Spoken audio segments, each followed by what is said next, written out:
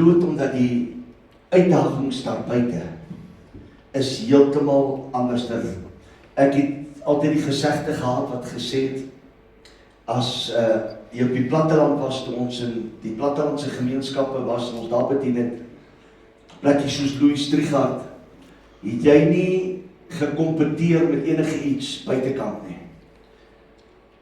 Die beste plek in die dorp op 'n Sondagmôre was die kerk, want daar was nie ander goed om te doen nie.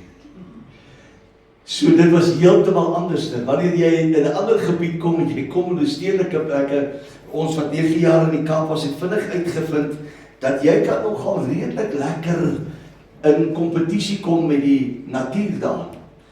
Want in die Kaap werk het so, ons huis wat ons gehad het, is die uitstap, kyk jy so reg op, of sê die agterdeur, kyk jy so reg op Tafelberg. As jy die Sondagmôre wakker word en jy sien, daar so lekker dik wolk oor Tafelberg, dan weet jy die mense is vanmôre in die kerk. Want dan is die Kaap koud, en dan is dit nat, en is winderig met die see, en niemand geniet het nie. Al ouens wat dit dan geniet, is hierdie ouens wat so met die, wat noem hulle, die kitesurfers of iets, dan het hulle nou 'n groot vlieë staan met hulle surfboards, en dan is hulle daar in die see in. Hulle het dit geniet, ander ouens slaap net, as die strand leeg.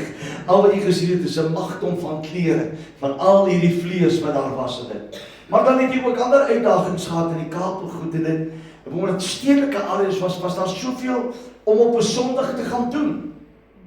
En selfs hier waar ons is. So ons, die kerk kompeteer met baie goed. Maar buite die feit dat die kerk kompeteer met 'n Sondag, net so vind ons dit in ons dag tot dag se lewe. Jy kyk na die skrif wat Paulus vir Timoteus geskryf het, en hy sê vir hom, in die laaste dae sal die mens meer liefhebbers van genot as van God wees. En dit is hoekom baie sal sê, heiligmaking is nie so maklik nie. Ek wil vir u sê, ons het laasweek so 'n bietjie stil gestaan by 'n paar punte, en hoe vind heiligmaking plaas? Ekskuus, die skrif is 'n bietjie klein, ek gaan dit vir u lees, ons gaan sorteer. Ons het laasweek stil gestaan by die eerste punt, dit is God wat sy heiligheid aan die mens meedeel.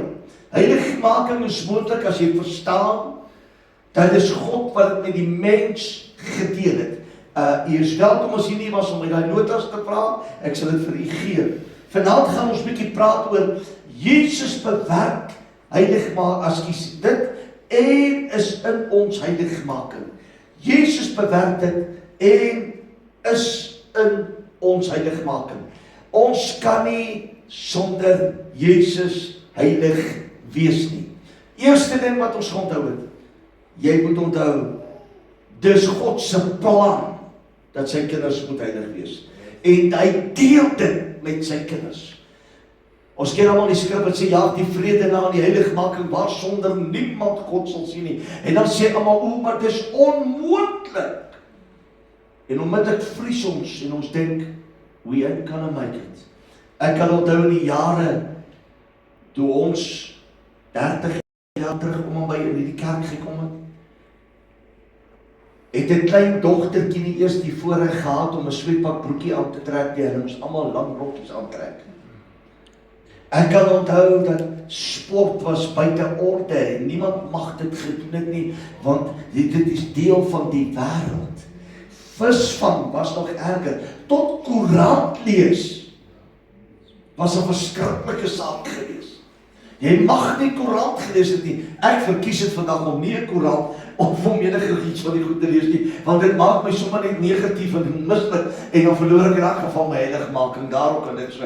Maar die belangrikheid is dat ons vanaand sal onthou, heiligmaking word nie opgeteken in hoe 'n persoon lyk nie. Ons kom in 'n gemeente en ons het geen musikante nie. En die jeugaksie besoek ons daar, en hulle is daar deur die dorp, en hulle kry vir ons baie opvolgpunte, en ons besoek baie mense, en met dit kry ons baie mense wat na die kerk toe kom. En onder andere is daar toe 'n vroukie wat inkom, wat lekker kan klavier speel en alles. Maar die reël in die kerk is, sy het 'n langbroek aan, sy kan nie klavier speel nie. Want die klavier is op die platform, en jy laat hulle nie op die platform toe nie. En ek weet nie hoe moet ek hierdie saak hanteer nie. Want ons het nou 'n musikant nodig en dan wil ek vir u sê, sy trek nou nie 'n stovepipe jeantjie aan nie. Sy trek 'n oortrentlike langbroek aan wat netjies lyk. Sy het beter gelyk in haar langbroek as baie dames en hulle nou 'n skirt op daai stadium. Maar hulle laat haar nie toe nie, omdat sy langbroek het. Dis teen die reël. En een Woensdag aand in 'n bidhuur. En ek het niks teen die, hoe kan ek sê, teen die geskiedenis van ons kerk en deur die tradisies wat ons gehad het nie. Dit het ons kerk gemaak wat hy is. Maar hoor net wat ek vanaand vir u wil sê. Ons kom die aand in 'n bidhuur. En hier is, daardie aand is al die heilige mense in die bidhuur. Almal van hulle wat nie langbroeke dra nie, en almal wat hoede op het, en almal wat al die goed op het, en jy moet nou vanaf baie nou nie sensitief raak hier en dink ek gaan nou goed aanval hier nie. Ek wil net vir u 'n verhaaltjie vertel. En daardie aand sit ons in die bidhuur. Terwyl ons in die bidhuur is, kom die Here by my en ek glo die Here het 'n wonderlike sin vir humor, want hy por my daai aand so 'n bietjie lekker aan. Hy sê, dis nou die tyd, praat met hulle oor heiligmaking. Ek sê, maar Here, ek het nie voorberei met dit nie. En onmiddellik kry ek die inspirasie en ek staan op en ek sê vir die mense, ons het 'n wonderlike kerk. Amen. Ja, Heer. En ons het 'n kerk wat heiligmaking nastreef. Ja, amen, sê hulle. En ek sê daai aand vir hulle, ek sê ons het groot geword dat 'n dame moet 'n hoed op haar kop sit. Dis deel van heiligmaking. Ja, amen, sê hulle. Ek sê 'n suster moet sy kouse aantrek winter en somer, want dit is deel van heiligmaking. Ja, amen, sê hulle. Hoor gou mooi. En ek sê, ja, en 'n broer, die Bybel sê alle broers moet tuis aan sit en hulle moet 'n baadjie aan het. Dis heiligmaking. Ja, amen. En ek staan hier en ek besef in daai oomblik, ek sit met 'n groepie mense wat nie 'n idee het wat heiligmaking is nie. Want jy sien, dis nie 'n hoed of sykouse of 'n soet of 'n paar blink skoene. Want iemand het ook vir my daai aand, o ja, dit wat ek gesê het, toe sê ek, en 'n man se skoene moet altyd shine, want dit weerspieël hoe sy geestelike lewe lyk. En dis deel van heiligmaking. Ja, amen, sê hy. En in dit sê ek ook, ek sê, en ons laat nie mense toe wat nie heiligmaking nastreef op ons platforms nie. Ja, amen, sê hulle weer 'n keer. Ek sê wel, ons het 'n probleem. Ek sê, ons het 'n suster wat baie goed kan klavier speel. En ons het musikante nodig, maar die suster dra nie 'n hoed nie. Sy dra nie sykouse nie. Sy dra 'n langbroek as sy kerk toe kom. Ek sê, die boer is 'n plaasboer. Hy kom met sy kakiebroek en sy hemp met sy paar vellies, sy skoene shiny. Ek sê, wat gaan ons nou doen? Want hulle leef nie heiligmaking nie. En hier sit almal en niemand kan my antwoord nie. Ek sê, die beste wat ons dan maar moet doen is, ons gaan die klavier van die platform afval en op die grond sit. Ek sê, dan kan ons die heilige platform los vir die heilige mense. Ek was nou nie baie geliefde, baie gewild nie. Hoekom vertel ek hier vanaand hierdie verhaaltjie? Dis 'n waarheid, my vrou was sy was daar, sy was die getuienis van dit.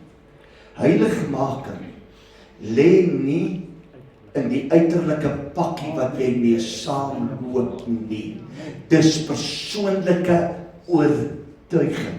Hier's dames in ons gemeente wat hoed dra. Dis persoonlike oortuiging. Die woord van die Here praat wel oor die vrou met die hoofbedekking, maar ek wil vir u sê, jy kan maar gaan naslaan, daar's een plekkie in die Bybel waar dit intens aangeraak word, maar reg deur die woord van die Here praat God se woord oor julle moet siele begin red, julle moet mense by bekering uitbring, julle moet mense op die regte pad bring, reg deur die woord. Paulus se al sy sendingsreise het gegaan om die boodskap by die heidene uit te bring, en by hulle wat nie Jode was nie. Petrus se grootste bediening was om die volke, wat onder wie hy groot geword het, gesond te maak, en geestelik te genees. Reg deur die woord is dit baie duidelik. Ek wil vanaand met alle respek sê, of ek nou vanaand 'n baadjie aan het, of Dylan, is mos nou Dylan, né? Is Dylan, ek sal nie weer vergeet nie, Dylan, is nie weer Nathan nie. En op Dylan nou sy jean en sy tekkies aan het vanaand. As die bossyne van God geblaas en sy saak is met die Here reg, kan hy my dalk nog vooruitgaan met my pakkie klere wat ek aan het. Dis nie heiligmaking as jy dress to impress nie. Heiligmaking is nie opgeteken in dit wat in jou handkas is nie. Heiligmaking is 'n saak met God, en is 'n saak met Jesus as jy hom toelaat om dit in jou lewe te bewerkstellig. Dit is heiligmaking. Ek sal nooit vergeet nie, ek het op vele plekke al gekom, jare terug, daar in 'n klein seentjie in die PPK in Middelburg, staan hy op en die orkes het 'n verskriklike, hulle het lekker gesing en hulle het lekker kerk gehou, en terwyl hulle al die dinge gedoen het, toe na die tyd is daar 'n oom en 'n tannie wat mag sing, en hulle sing te lekker, en hier uit die bank uit staan so 'n klein blonde kopseentjie op, en terwyl dat hulle nog sing, toe stap hy na die pastoor toe, en hy sê vir die pastoor, oom, ek wil ook net 'n liedjie sing vanmôre.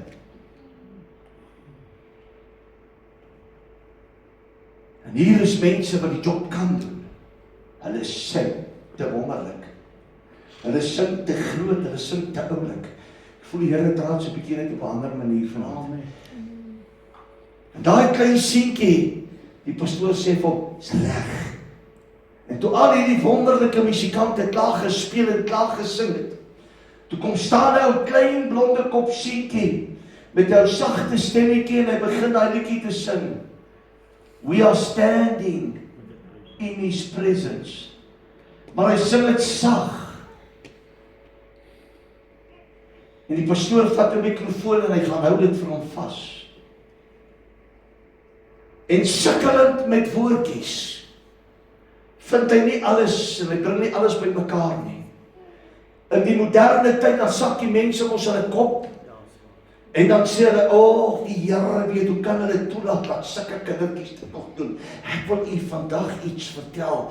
Daardie môre, toe daai ou seentjie so by die tweede keer daai ou koortjie begin sing, toe hoor jy, daar so geritsel in die binnekamer, so binne in die kerk, en jy kom agter, hoe dat oomie se tannie se nie meer rondvroetel in die handsak nie, nie meer vir mekaar kyk en groot oogies trek nie, want toe daag God in sy almag in daardie kerk op. Kom, ek gaan jou gou nog iets vertel. 'n Paar jaar terug bedien ek 'n boodskap in die Kaap oor 'n seentjie, en ek gaan dit iewers nog vertel, maar jy moet dit vanaand hoor. En ek bedien daardie môre oor as God die programme oorneem, as Jesus Christus sy volmaakte reg en die Heilige Gees sy volmaakte reg in 'n diens verkry. Weet jy wat gebeur daai môre? Daar's 'n seentjie, pastoor William Parkins se kleinseun, ou klein Joe, van dat klein Joe gebore is, en van dat hy kan loop, gaan staan hy altyd reg voor die drommer, en hy kyk in die drommer, en hy raak fanaties oor drommer. Vanmôre toe staan wat is sy naam, man? Timothy. Hier met sy gitaartjie, hy staan so toe kry ek so lekker. Just leave him alone, please, just leave him alone. Daar is iets wat God in hom begin wakker maak. Ek het toe kom so sien toe nog het Here, hier kom nog een van ons sangleiers in ons kerk wat ons gaan lei en ons gaan inspireer. En daardie môre bedien ek as God die program oorvat. En terwyl dat ek bedien daardie môre, toe sit en Joe weer daar uit. Later van tyd toe kom hy met sy eie dromstokkies kerk toe ook, hoor. En ons het toe nog nie die elektriese dromme gehad wat jy kan afsit nie. Dis dieselfde as hierdie dromme is. En klein Joe stap die môre in die kerk in met sy stokkies en hy kom staan weer daarvoor. En dan kyk ek hier oomies en die tannies, hulle kyk aan klein Joe so. En die pastoor preek oor as God die program oorvat.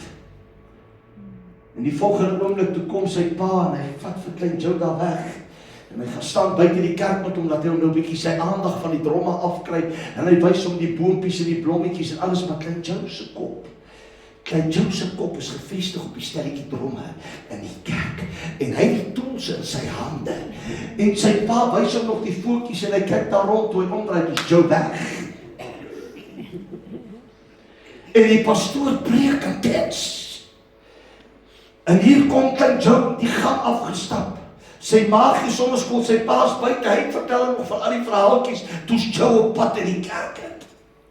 En klein Joe kom ewe kordaat in die kerk afgestap, in die gang, reg voor my verby. Hy het nie 'n saak met wat hierdie oom preek en hoe die oom klink nie. Sy oog is op die stel dromme, want jy sien, luister mooi, ek weet nie hoekom ek vanaand hierdie boodskap verander nie, maar ek wil jou vanaand sê, daardie môre, toe stap so koddige klein seentjie op die platform in die kerk van die Here in, en hy gemaak om ewe tuise agter die stel dromme, en toe nie genoeg is, die klim hy af, en die pastoor preek, en die gemeente se oë is groot, en ek voel Here, ek praat oor 'n tema, en God is besig om iets te bewerkstellig, en terwyl ek bedien, kom ek agter die Here se beheer. En hy klim af van die stel, sit hy ons twee bietjies mooi nader, dat hy lekker naby kan sit, dat sy armpies kan kom. En die volgende oomblik, terwyl die pastoor preek, dus ek en hy slaan daai stel dromme oorvertoe, want ek weet nie waar het daai klein seentjie daai krag vandaan gekry nie. In 'n oomblik is almal stil. Sy pa kom in die gang afgehardloop, want sy pa hoor toe die eerste dromstokkie val, toe sê hy, Joe, waar's jy?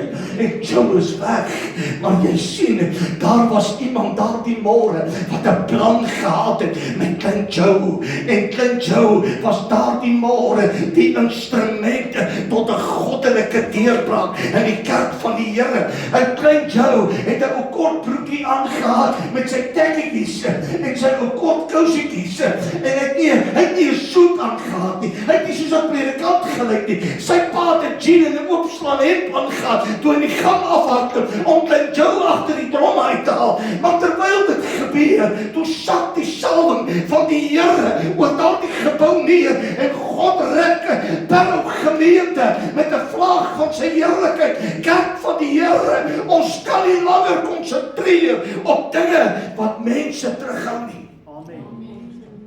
Daardie môre, toe vat God die gemeente oor. Ek sal nie vergeet nie. Dit raak so doodstil. Want jy weet mos nou, daar's daai tannies, hulle is kort van postuur, maar dan kry hulle sulke lang nekke.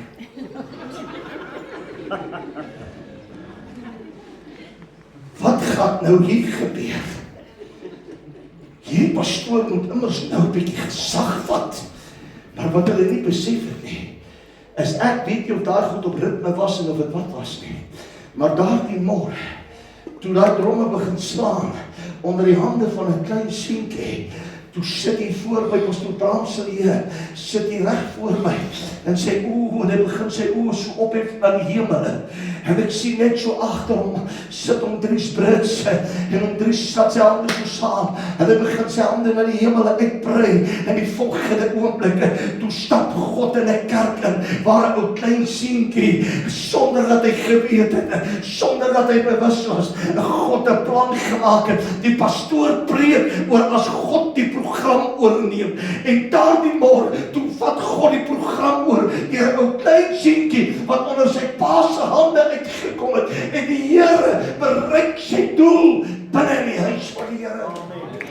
Kerk van die Here, ek wil vir u sê, die mees gevaarlikste terrein waarop ons kan beweeg, is om iemand te judge, oor hoe hulle hare lyk.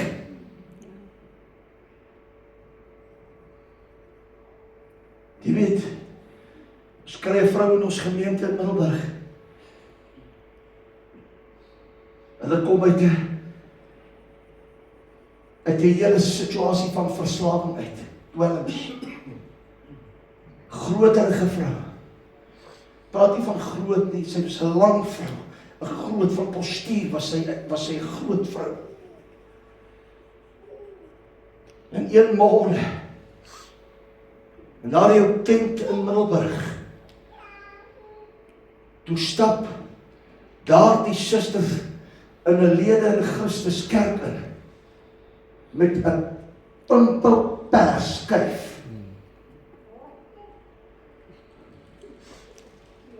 Dit staan uit, met respek gesê, soos 'n pysie op 'n vark se bout. Almal se oë is dat die tannie met die perskyf. Hoor gou mooi, verskoon vriend. In 'n oomblik,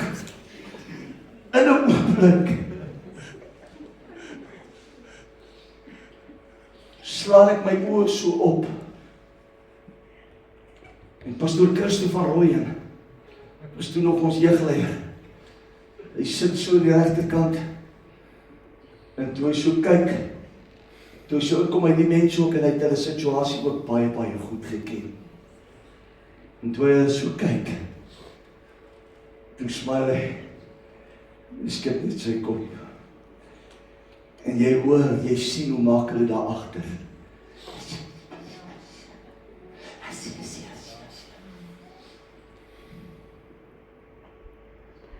En onbewus van die heilige staat van lede in Christus kerk in Middelburg, stap hierdie suster in met haar perskyf.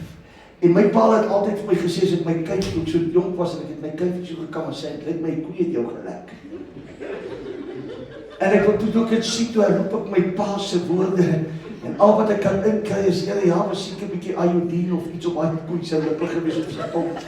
Ekskuus, dis regtig hoe kan die bank, en ek tog die Here, maar nou besef ek moet nou kerk hou. En hier kom 'n vrou in wat teen die ordes van die kerk is.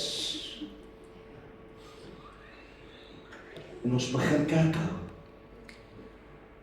En die krag van die Here begin werk. Halleluja. En die krag van die Here begin val. En die volgende oomblik, weet jy wat gebeur? Hierdie suster met die perskyf.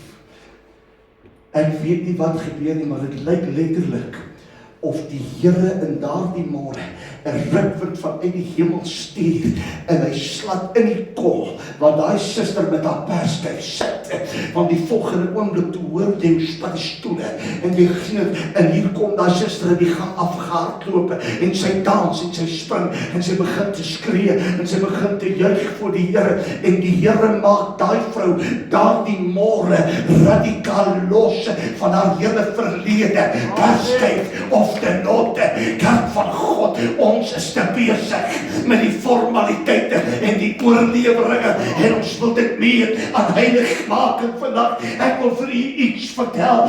Daardie oggend, toe sien ek hoe almal wat gesellig getjie het met die deur en gechat aan kant te goed. Ewe skielik, toe verander daardie kerke in 'n pragt van goddelike heerlikheid. En ek wil jou iets vertel. En God maak dat daardie gemeente, daardie môre, daai sussie met haar perskyp aanvaar het tot die dag wat ons daar weg is.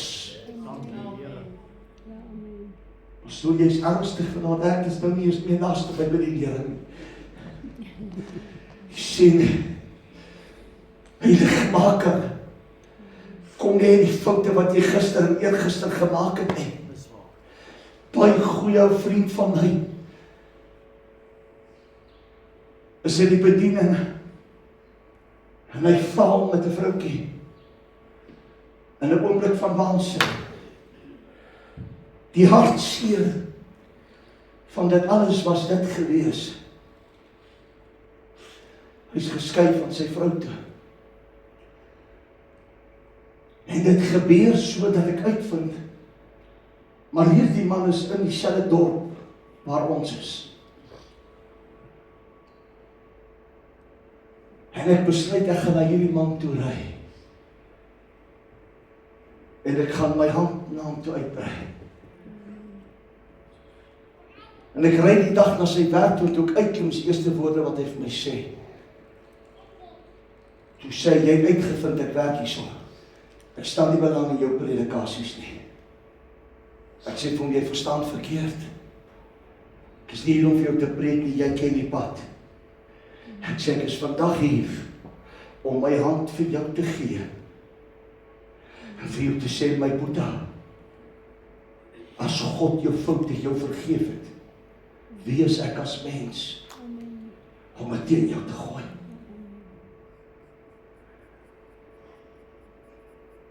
Hier lang in die kort is nadat hy geskei is, nadat as die mekaar is, toe trou hy met 'n ander vroukie. En deur die genade van die Here is hulle tot vandag toe nog getroud. Maar een Sondag môre, as 'n reël doen ek dit nie as ek eers op die platform is, dan bly ek op die platform. Maar daardie Sondag môre, weet ek nie wat was die rede nie, ek kan nie onthou nie. Klim ek van die platform af en ek stap na die kapman, na my klankman wat agter in die kerk sit toe. Ek weet ek het hom iets gevra, en met die wat my oog so draai, toe stop hier dieselfde man, reg voor die kerk se deur, met sy nuwe vrou, eintlik 'n paar jare al na sy egskeiding. Weet jy wat gebeur daai môre? Daar staan 2 ou broers in die deur. Ken ons daai broers? Daai heilige broers. Vas, dis hulle plek. Dis hulle kerk. En die een sê vir die ander een, ek kan nie glo dat hy sy gesig hier kom wys nie. As God se kerk se deure nie meer oop is vir 'n teruggevallen nie, sluit die kerk se deur, want ons is in die verkeerde job. Jy sien, hy het heiligmaking gepreek. Hy het dit ook vir sy mense geleer. Maar daar kom 'n oomblik in tyd, toe die duiwel hierdie man laat struikel. Ja, en hy was skuldig. Hy het saam toegegee om te struikel. Dit is so. Maar dan wil ek net na die Bybel toe gaan wat sê dat God het 'n medelee met die swakheid van 'n mens, want ons almal kan in een waansinnige oomblik kan ons fouteer. Dit maak nie saak, my vriend, of ek 'n vloekwoord uiter en of ek iemand beskinder en of ek wat doen nie. By God is daar nie 'n diepte van sonde nie. Sonde is sonde. Luister baie mooi. onregverdige oordeel is 'n sonde, want die woord van God sê, die oordeel kom geen mens toe nie.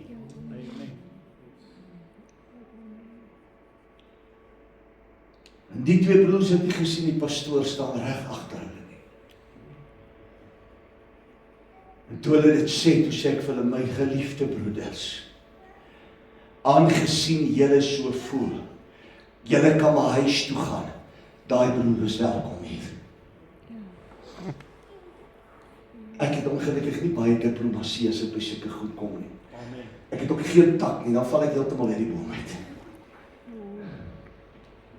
Ek sê my broers, julle kan dan maar huis toe gaan, as julle nie saam met hierdie man in dieselfde kerk wil sit nie. Maar vanaand is hierdie Here se deure oop vir hierdie man en sy vrou.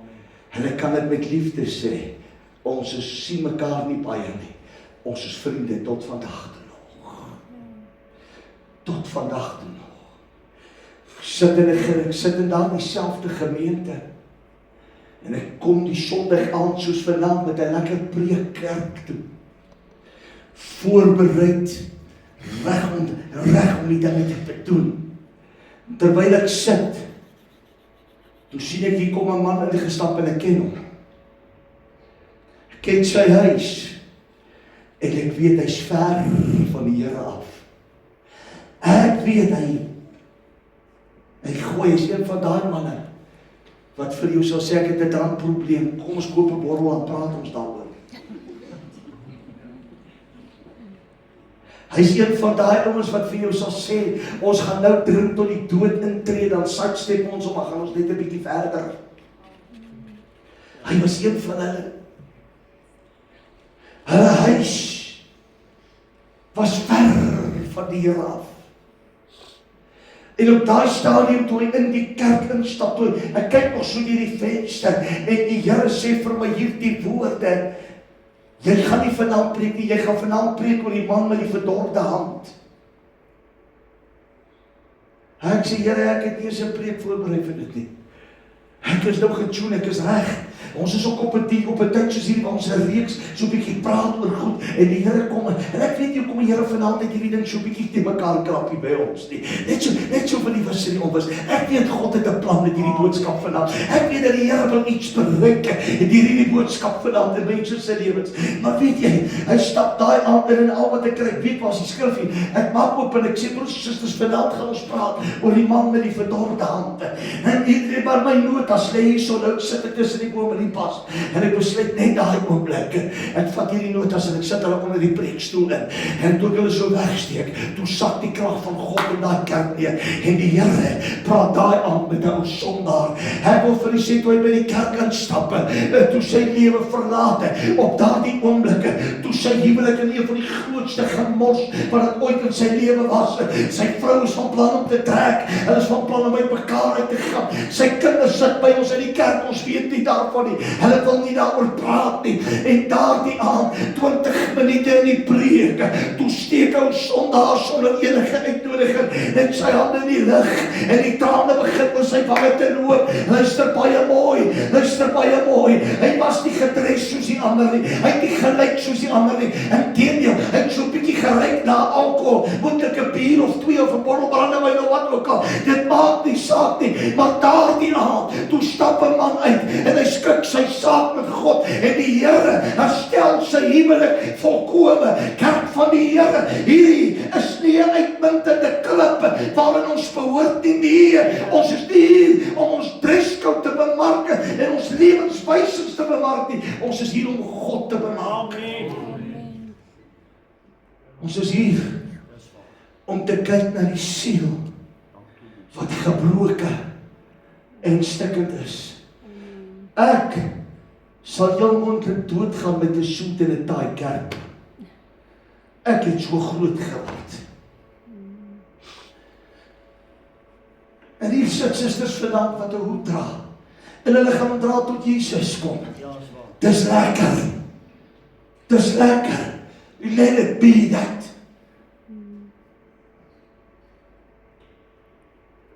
Maar jy weet ons oralis, hy trek nie 'n baadjie op as hy op die platform gaan nie. Hy moet nou afneem. Want hy het nie 'n baadjie aan nie.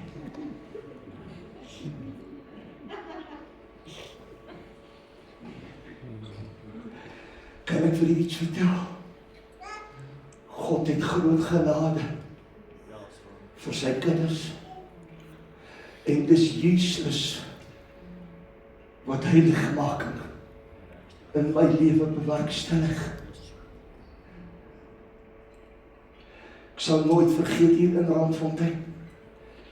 Toen ons eenaand 'n huis besoek, ons was nog nie in die bediening nie.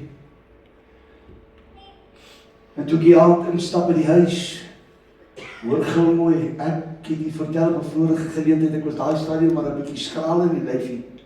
Ek het nie die body gehad wat ek nou het nie. En ek stap in by 'n man wat sy 4de dan in karate het. Sy broer werk saam met my, ons is goeie vriende. Maar hy en sy vrou begin kerk toe kom. Hulle vra ons moet gaan besoek en ek gaan besoek by my die stap toe sy pastoor, skus tog. Ag nee pastoor, hy sê hoe is dit gaan ek vir jou sê. Ek hoop jy gaan omgee nie. Hy sê maar ek drink 'n whisky in die aand as ek by die huis kom. En hy sit sy vrou en sy kyk my so. En ek sê vir hom, is jou van, jy kan aangaan, ek gaan dit net nie drink nie. Moontlik kan jy dink my optrede was verkeerd. Toe ons klaar met die huis besoek en klaar gekuier en ry ons huis toe.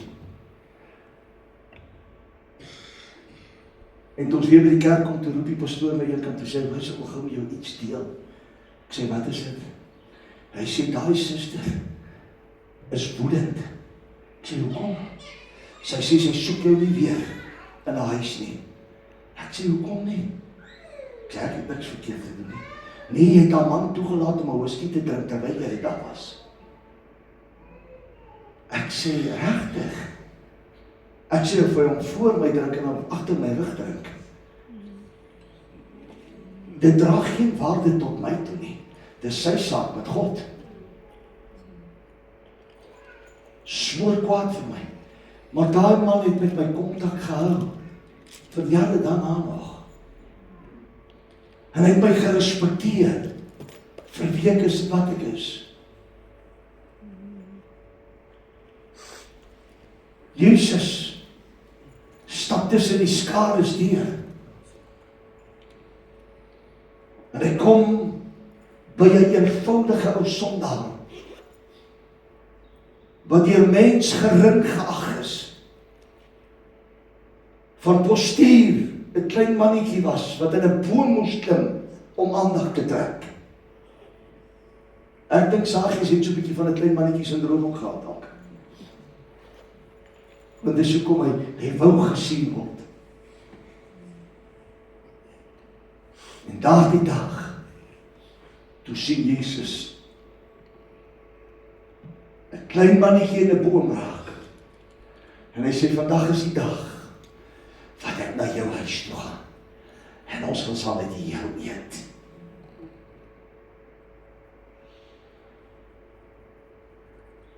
Jesus het dit nie gemeet. Gou vir jou iets vertel. Hulle vang die vrou wat in oorspel was. Hulle is op pad om haar te gaan stenig. Hoor gou mooi.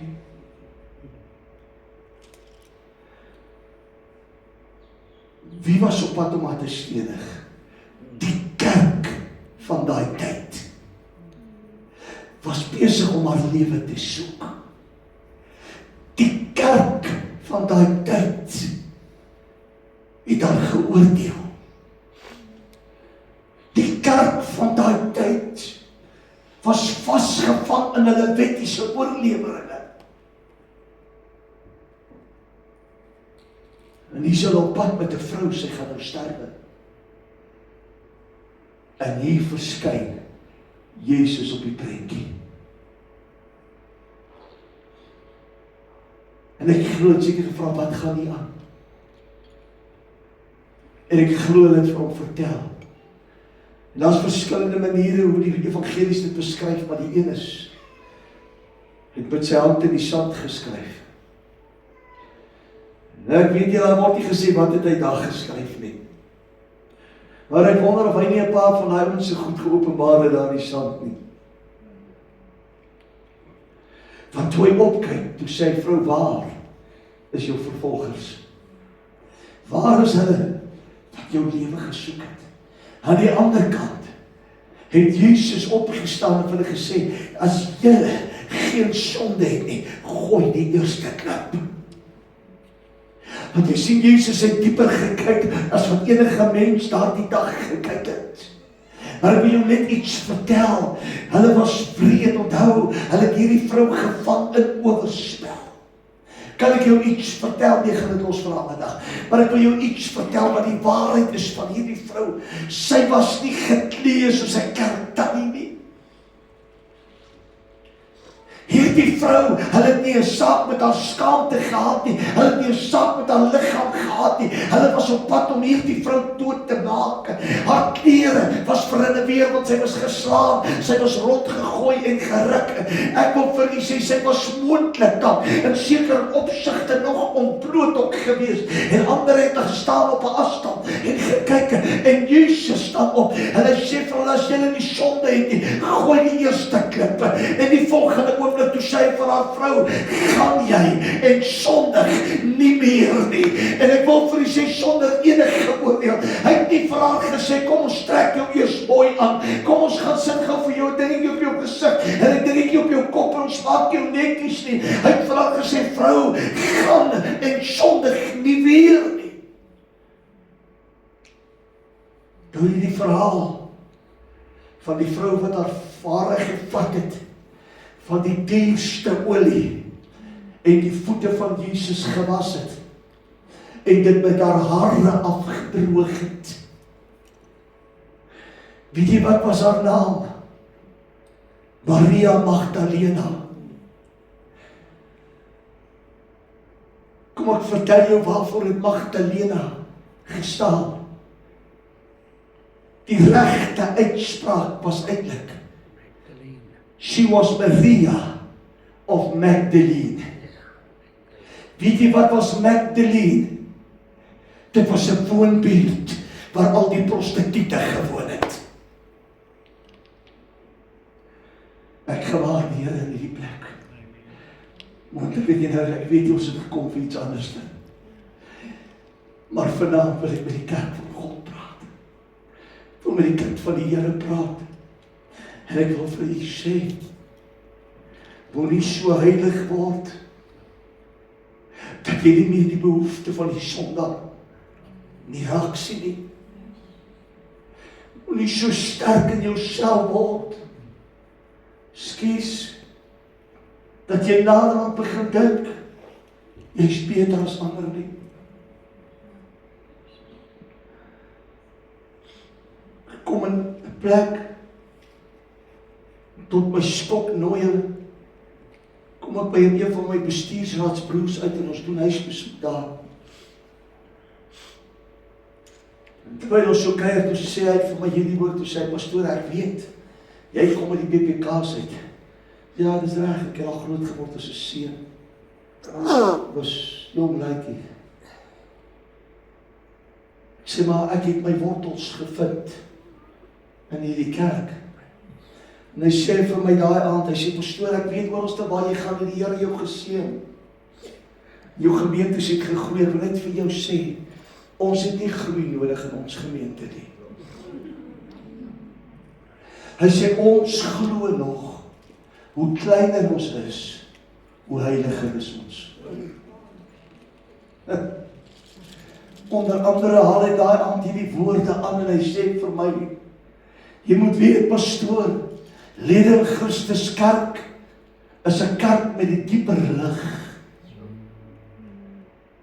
Ek het nie veel gesê nie.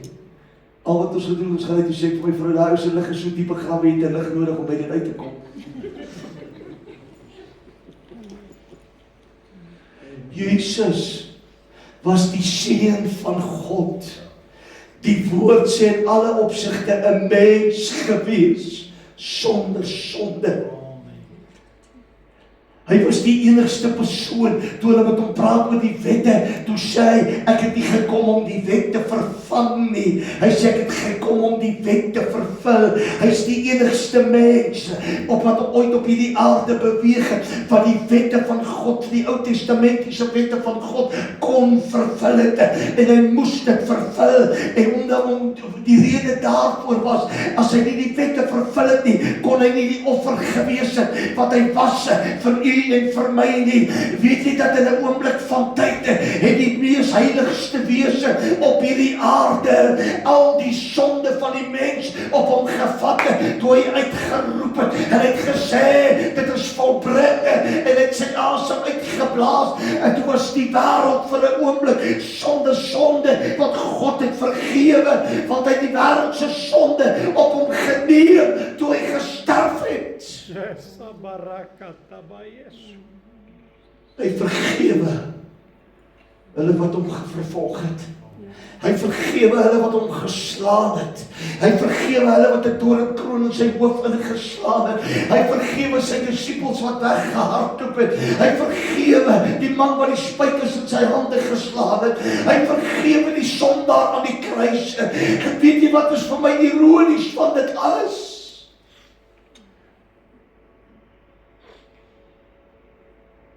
Madonna,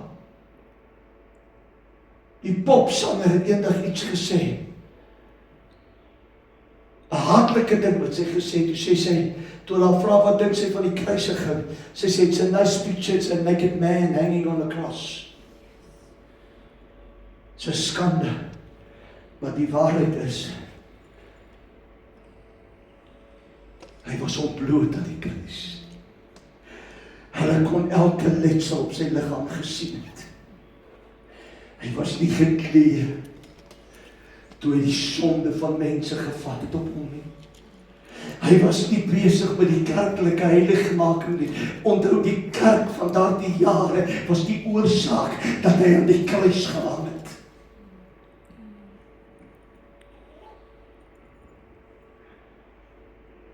Gerard, daar's 'n liedjie wat sê, I want to live the way He wants me to live. I want to give until there's just no more to give. Wil jy nie vanaand maar net sê, Here, maak ons gefokust. Maak ons gefokus op die plan en op die wil van die Here. Sien hulle, jy gaan nog baie foute maak. Dis 'n mens, dis normaal. Maar Jesus se genade is onbeskryflik groot. Ons kan die lering volgende week of die week daarop kan ons sit doen. Ek weet nie hoekom die Here vanaand gelei het wat gebeur. Maar ek wil vir elkeen wat vanaand hier sit vra. Kyk deur die oë van die Here na elke mens wat op jou pad kom. Kyk bietjie deur die oë van die Here na jou kinders, na jou vrou, na jou vriende.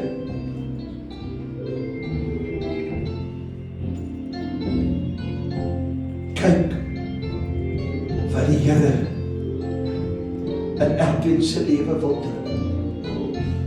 En laat dit soewerein bly. Laat dit reg bly tot eer van die Here se naam.